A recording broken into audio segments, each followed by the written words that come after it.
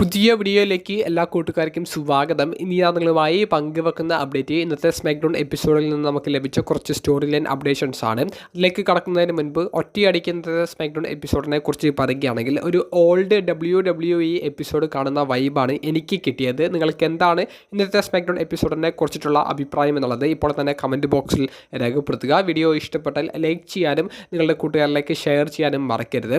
ആദ്യത്തെ അപ്ഡേറ്റായി പങ്കുവെക്കാനുള്ളത് പതിവ് പോലെ അടുത്ത സ്മാക്ഡൗൺ എപ്പിസോഡിലേക്ക് കൺഫേം ചെയ്ത മത്സരങ്ങളെ സംബന്ധിച്ചാണ്. ഒരു 8-man ടാഗ് ടീം മത്സരം കൺഫേം ചെയ്തിട്ടുണ്ട്. വൈറ്റ് 6 വേഴ്സസ് MFT തമ്മിലുള്ള ഒരു 8-man ടാഗ് ടീം മത്സരമാണ് കൺഫേം ചെയ്തിട്ടുള്ളത്. ഇത് കൂടാതെ ട്രിക് വില്യംസ് എന്ന് പറയുന്ന റെസ്ലറുടെ ഒരു ഡെബ്യൂ മത്സരം കൺഫേം ചെയ്തിട്ടുണ്ട്. റേ ഫിനിക്സ് ആണ് എതിരാളി. മൂന്നാമതായി കൺഫേം ചെയ്തിട്ടുള്ളത് ജോണി ഗർഗാനോ വേഴ്സസ് ഫ്രാക്സിയം ടീം മെമ്പറായ ആക്സിയം എന്ന് പറയുന്ന റെസ്ലറിനെതിരെ കളിക്കുന്ന ഒരു സിംഗിൾസ് മത്സരമാണ്. മെയിൻ ഇവൻ്റായിട്ട് അടുത്ത ആഴ്ച സ്മാക്ഡൗണിൽ നടക്കാൻ പോകുന്നത് അൺഡിസ്പ്യൂട്ടഡ് WWE ചാമ്പ്യൻഷിപ്പ് മത്സരമാണ്. 3 സ്റ്റേജസ് ഓഫ് ഹെൽ മത്സരത്തിൽ ഏറ്റുമുട്ടുക കോഡി റോഡ്സ്, ഡ്രൂ മാക്കൻഡയർ ആദ്യം ഒരു 1-on-1 മത്സരം കളിക്കുകയും രണ്ടാമത്തേത് ഒരു ഫോൾസ് കൗണ്ട് എനിവേർ മത്സരം കളിക്കുകയും മൂന്നാമത്തേതിൽ ഒരു സ്റ്റീൽ കേജ് മത്സരം കളിക്കുകയും ചെയ്യും. അതിൽ വിജയിക്കുന്ന റെസ്ലറിനെ ചാമ്പ്യനായിട്ട് ആ ഒരു ഷോ അവസാനിപ്പിക്കാൻ സാധിക്കും. അടുത്ത ആഴ്ചത്തെ സ്മാക്ഡൗൺ എപ്പിസോഡ് ജർമ്മനിയിൽ വെച്ചിട്ടാണ് നടക്കുന്നത്. അതുകൊണ്ട് തന്നെ ടൈമിൽ ഒരു വ്യത്യാസം ഉണ്ടായേക്കും. ആ ഒരു അപ്ഡേറ്റ് ഇനി വരുന്ന ദിവസങ്ങളിൽ കൂടുതൽ ഡീറ്റെയിൽ ആയിട്ട് തന്നെ പങ്കുവെക്കാം. ഇന്നത്തെ സ്മാക്ഡൗൺ എപ്പിസോഡിനെ സംബന്ധിച്ച് നമുക്ക് കൂടുതൽ എടുത്തു പറയേണ്ടത് സർപ്രൈസുകളെ സംബന്ധിച്ചാണ്. അതിൽ ആദ്യത്തെ ഒരു സർപ്രൈസായിട്ട് പങ്കുവെക്കാനുള്ളത് NXT കോളപ്സിനെ സംബന്ധിച്ചാണ്. NXTയിൽ നിന്ന് വരുന്ന മുൻ NXT ചാമ്പ്യനായ ട്രിക് വില്യംസ് NXTയുടെ ഒരു ടോപ്പ് റെസ്ലർമാരിൽ ഒരാളായ ജോർജിയൻ ഗ്രേസ്, ഈ 2 റെസ്ലേഴ്സ് ഒഫീഷ്യലായി NXT ബ്രാൻഡിൽ നിന്നും സ്മാക്ഡൗൺ റോസ്റ്ററിൻ്റെ ഭാഗമായിരിക്കുന്നു. അതായത് ഇനി അവർ NXTയിൽ ഉണ്ടായിരിക്കില്ല, സ്മാക്ഡൗൺ റോസ്റ്ററിൻ്റെ ഭാഗമായിരിക്കുന്നു. അപ്പോൾ ട്രിക് വില്യംസിൻ്റെ ഡെബ്യൂ മത്സരം ഓൾമോസ്റ്റ് സ്മാക്ഡൗണിൽ കൺഫേം ആയിട്ടുണ്ട് അടുത്ത ആഴ്ചയിലേക്ക്. കൂടാതെ ട്രിക് വില്യംസിൻ്റെ ആദ്യത്തെ ഒരു മെയിൻ സ്റ്റോറി വരാൻ പോകുന്നത് സാമി സൈന് എതിരെ ആയിരിക്കും എന്നുള്ളതും കൺഫേം ആയിട്ടുണ്ട്. ഇത് കൂടാതെ ജോർജിയൻ ഗ്രേസിനെ സംബന്ധിച്ച് നമ്മൾ നോക്കുകയാണെങ്കിൽ ജോർജിയൻ ഗ്രേസ്, ചെൽസി ഗ്രീൻ, അതുപോലെ തന്നെ വുമൻസ് ചാമ്പ്യനായ ജെഡ് കാർഗിൽ തുടങ്ങിയവർക്കെതിരെ ഒരു ബാക്ക് സ്റ്റേജ് സെഗ്മെൻറ്റ് ചെയ്യുകയുണ്ടായി. അപ്പോൾ ജോർജിയൻ ഗ്രേസ് വുമൻസിൻ്റെ ടോപ്പ് ഡിവിഷനിലേക്ക്, ടോപ്പ് റെസ്ലർ എന്നുള്ള ഒരു നിലയിലേക്ക് തന്നെയാണ് വരാൻ പോകുന്നത് എന്നുള്ളത് ഓൾമോസ്റ്റ് അവർ കൺഫേം ചെയ്ത് തന്നെ പറയുന്നുണ്ട്. എന്തായാലും ഈ NXT കോളപ്പ് 2026 ആദ്യ WWE സ്മാക്ഡൗൺ എപ്പിസോഡിൽ തന്നെ കാണിച്ചത് കുറച്ച് സർപ്രൈസ് ആയിട്ട് ഫീൽ ചെയ്തു. നമ്മൾ എക്സ്പെക്റ്റ് ചെയ്തതാണെങ്കിൽ എന്നുണ്ടെങ്കിൽ 2026 തന്നെ ഈ ഒരു ഫ്രഷ് ഫേസിനെ സ്മാക്ഡൗണിലേക്ക് കൊണ്ടുവന്നത് അത് സ്മാക്ഡൗണിൻ്റെ ഒരു വ്യൂവർഷിപ്പ് ഉയർത്തുമെന്നാണ് എൻ്റെ അഭിപ്രായം. നിങ്ങളുടെ അഭിപ്രായം കമൻറ്റ് ബോക്സിലൊന്ന് രേഖപ്പെടുത്തുക. രണ്ടാമതായി പങ്കുവെക്കാനുള്ളത് സ്മാക്ഡൗൺ എപ്പിസോഡിൽ നടന്ന 2 ചാമ്പ്യൻഷിപ്പ് മത്സരങ്ങളെ സംബന്ധിച്ചാണ്. അതിൽ ആദ്യത്തേത് യുണൈറ്റഡ് സ്റ്റേറ്റ്സ് ചാമ്പ്യൻഷിപ്പ് മത്സരമായിരുന്നു. പുതിയ ചാമ്പ്യനായ കർമേല ഹേസിൻ്റെ ആദ്യ ടൈറ്റിൽ ഡിഫൻസ് സക്സസ്ഫുള്ളായി അദ്ദേഹം DIY ടീം മെമ്പറായ ജോണി ഗർഗാനോയ്ക്കെതിരെ ടൈറ്റിൽ ഡിഫെൻഡ് ചെയ്തു. ഗംഭീരമായിട്ടുള്ള ഒരു മത്സരമായിരുന്നു. ജോണി ഗർഗാനോ എന്ന് പറയുന്ന റെസ്ലറിനെ ഈ സിംഗിൾസ് സ്റ്റോറി ലൈനിൽ കൃത്യമായി യൂസ് ചെയ്യുന്നില്ല എന്നുള്ളൊരു പരിതാപകരമായിട്ടുള്ള ഒരു അവസ്ഥയാണ് നമുക്ക് ഈ മത്സരം കണ്ടതിന് ശേഷം പങ്കുവെക്കാനുള്ള ഒരു അഭിപ്രായം. ജോണി ഗർഗാനോ NXT ഫോളോ ചെയ്യുന്ന അല്ലെങ്കിൽ NXT ഫോളോ ചെയ്ത വ്യക്തികൾക്ക് അല്ലെങ്കിൽ അതവർക്ക് അറിയാം അദ്ദേഹത്തിൻ്റെ പൊട്ടൻഷ്യൽ, അദ്ദേഹത്തിൻ്റെ കഴിവ്, അദ്ദേഹത്തിൻ്റെ ടാലൻറ്റ് എത്രത്തോളം ഉണ്ട് എന്നുള്ളത്. അത് മെയിൻ റോസ്റ്ററിൽ അതിൻ്റെ ഒരു അംശം പോലും ഇതുവരെ യൂസ് ചെയ്തിട്ടില്ല. ഇന്നത്തെ മത്സരം തന്നെ എടുത്തു നോക്കുക, അദ്ദേഹത്തിൻ്റെ പെർഫോമൻസിൻ്റെ ആ ഒരു ലെവല്, ആ ഒരു NXTയിൽ നിന്ന് വരുന്ന ജോണി ഗർഗാനയ്ക്ക് അതേ ഒരു നിലയിൽ തന്നെ പുഷ് കിട്ടി അതേ മെയിൻ റോസ്റ്ററിൽ നിൽക്കുകയായിരുന്നു എന്നുണ്ടെങ്കിൽ ഇന്നത്തെ മത്സരത്തിൽ കർമേല ഹേസിനെ പുഷ്പം പോലെ ജോണി ഗർഗാനെ പരാജയപ്പെടുത്തുമെന്ന് പറയാൻ സാധിക്കുമായിരുന്നു. പക്ഷേ എന്തുകൊണ്ടോ ജോണി ഗർഗാനയെ അവർ ഇന്നത്തെ മത്സരത്തിൽ വിജയിപ്പിച്ചില്ല. കർമേല ഹേസിൻ്റെ ആദ്യ ടൈറ്റിൽ ഡിഫൻസ് ആയതുകൊണ്ട് തന്നെ ഒരു ഗംഭീര പ്രകടനത്തോടുകൂടി അദ്ദേഹം ടൈറ്റിൽ റിട്ടേൺ ചെയ്തു. രണ്ടാമതായി നടന്ന ഒരു ചാമ്പ്യൻഷിപ്പ് മത്സരം വുമൻസ് യുണൈറ്റഡ് സ്റ്റേറ്റ്സ് ചാമ്പ്യൻഷിപ്പ് മത്സരമായിരുന്നു. നിലവിലെ വുമൻസ് ചാമ്പ്യനായ ചെൽസി ഗ്രീൻ ജൂലിയ എന്ന റെസ്ലറിനെതിരെ, മുൻ ചാമ്പ്യനെതിരെയാണ് ടൈറ്റിൽ ഡിഫെൻഡ് ചെയ്തത്. മത്സരത്തിൽ ജൂലിയ ചെൽസി ഗ്രീനെ പിൻഫോളിലൂടെ പരാജയപ്പെടുത്തി ആ താരത്തിൻ്റെ രണ്ടാമത്തെ തവണ യുണൈറ്റഡ് സ്റ്റേറ്റ്സ് ചാമ്പ്യൻ ആകുക എന്നുള്ള ഒരു അച്ചീവ്മെൻറ്റിലേക്ക് കടന്നിട്ടുണ്ട്. ഈ സ്റ്റോറിക്ക് ആരാധകർക്കിടയിൽ യാതൊരുവിധ പരിഗണനയും കിട്ടിയിട്ടില്ല. നമ്മൾ തന്നെ ഈ ഒരു സ്റ്റോറിയെ സംബന്ധിച്ച് അങ്ങനെ പങ്കുവെക്കാനുള്ള ചാമ്പ്യൻഷിപ്പ് മത്സരങ്ങൾ നടക്കുമ്പോൾ മാത്രമാണ് ഇതിനെ സംബന്ധിച്ച് നമ്മൾ നോക്കാറുള്ളൂ. എന്തായാലും ഈ ഒരു സ്റ്റോറി ഇവിടം കൊണ്ട് അവസാനിപ്പിച്ചത് കുറച്ചുകൂടി നന്നാകും എന്നാണ് എൻ്റെ അഭിപ്രായം. ജൂലിയ മറ്റ് റെസ്ലേഴ്സിനെതിരെ സ്റ്റോറി ചെയ്യുന്നതും ചാമ്പ്യൻഷിപ്പ് ഡിഫെൻഡ് ചെയ്യുന്നതുമായിരിക്കും ബെറ്റർ. ചെൽസി ഗ്രീൻ എന്തായാലും താരത്തിൻ്റെ ക്യാരക്ടർ അടിപൊളിയാണ്.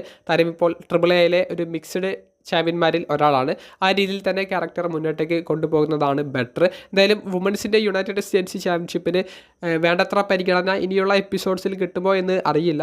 എന്തായാലും അതൊക്കെ നമുക്ക് ഇനി വരുന്ന സ്മാക്ഡൗൺ എപ്പിസോഡ്സിൽ കണ്ടു തന്നെ അറിയേണ്ടതാണ്. മൂന്നാമത്തെ ഒരു അപ്ഡേറ്റ് സ്മാക്ഡൗണിലെ വമ്പൻ സർപ്രൈസിനെ സംബന്ധിച്ചാണ്.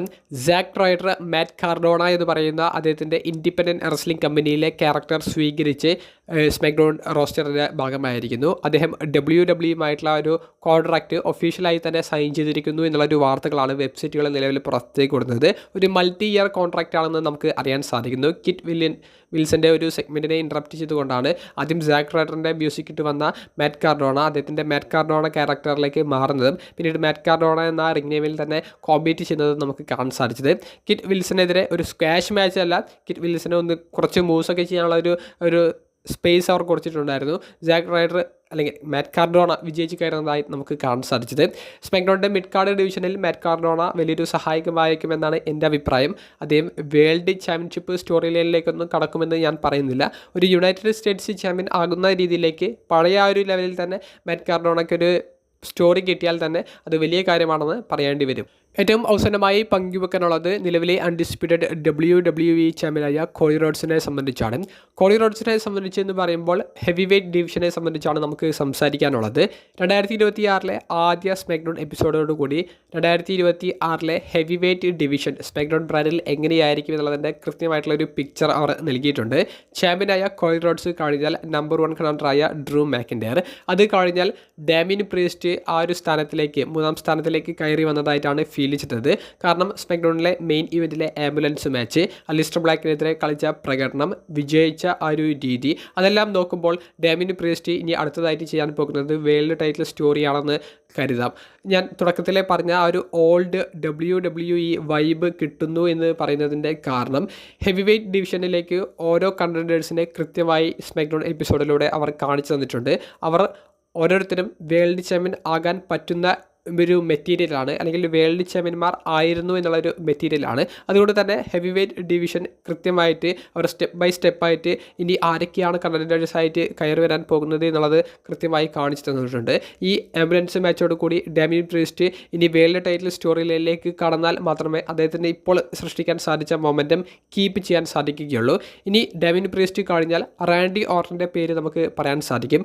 റാൻഡി ഓർട്ടൻ്റെ ആ ഒരു റിട്ടേണിൽ മിസിനെ ആർക്കിയോ ചെയ്തു എന്നുള്ളത് മാത്രമല്ല, കോഡി റോഡ്സിൻ്റെ ആ ഒരു ചാമ്പ്യൻഷിപ്പിന് ഞാൻ വരുന്നു എന്നുള്ളത് റാൻഡി ഓർട്ടൺ കൊടുക്കുന്ന ആ ഒരു മെസ്സേജ്. മുൻപൊക്കെ ഇങ്ങനെ ചാമ്പ്യൻഷിപ്പ് എടുത്ത് കോഡി റോഡ്സിൻ്റെ കയ്യിലേക്ക് വെച്ച് കൊടുക്കുകയോ അല്ലെങ്കിൽ ആ ചാമ്പ്യൻഷിപ്പ് നോക്കി പോകുകയോ ചെയ്യുന്ന റാൻഡി ഓർട്ടണിൽ നിന്ന് താൻ നിൻ്റെ ടൈറ്റിലിന് വരുന്നു എന്നുള്ള കൃത്യമായ ഒരു മെസ്സേജ് പാസ് ചെയ്യുന്ന ആ ഒരു റാൻഡി ഓർട്ടനെ കാണുമ്പോൾ റാൻഡി ഓർട്ടൺ എന്തോ ഒരു കൃത്യമായി ചാമ്പ്യൻഷിപ്പ് വിജയിക്കണം എന്നുള്ള രീതിയിലേക്ക് അദ്ദേഹത്തിൻ്റെ ഒരു ക്യാരക്ടർ അവർ കൊണ്ടുപോകുന്നു എന്നുള്ളൊരു പ്രതീതി നൽകുന്നുണ്ട്. അപ്പോൾ റാൻഡി ഓർട്ടണും ഹെവി വെയ്റ്റ് ഡിവിഷനിൽ ഒന്നുകൂടി സ്ട്രോങ് ആകുന്നു.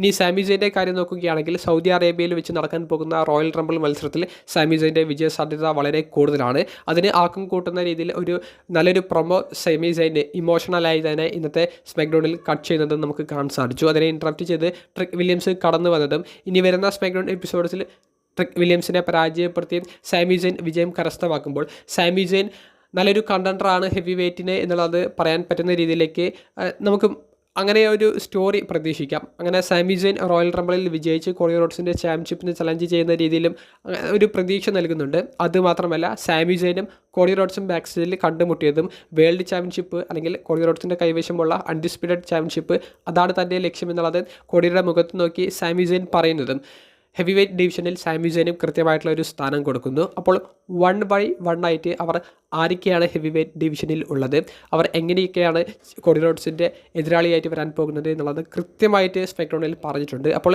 ഹെവി വെയ്റ്റ് ഡിവിഷനിൽ കൃത്യമായിട്ടുള്ള കണ്ടൻഡേഴ്സ് വരുമ്പോൾ ഒരു പഴയ WWE വൈബ് സൃഷ്ടിക്കാൻ സാധിക്കും.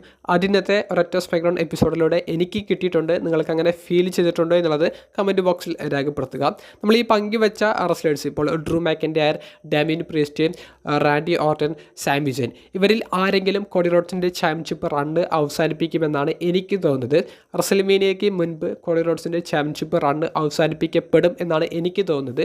നിങ്ങൾക്ക് അങ്ങനെ തോന്നുന്നുണ്ടോ? നിങ്ങൾക്ക് എന്താണ് ഇന്നത്തെ സ്മാക്ഡൗൺ എപ്പിസോഡ് കണ്ടപ്പോൾ ഫീൽ ചെയ്തത്? നിങ്ങളുടെ അഭിപ്രായം കമൻറ്റ് ബോക്സിലൊന്ന് രേഖപ്പെടുത്തുക. അപ്പോൾ അടുത്തൊരു വീഡിയോയുമായി കാണുന്നത് വരെ ബൈ.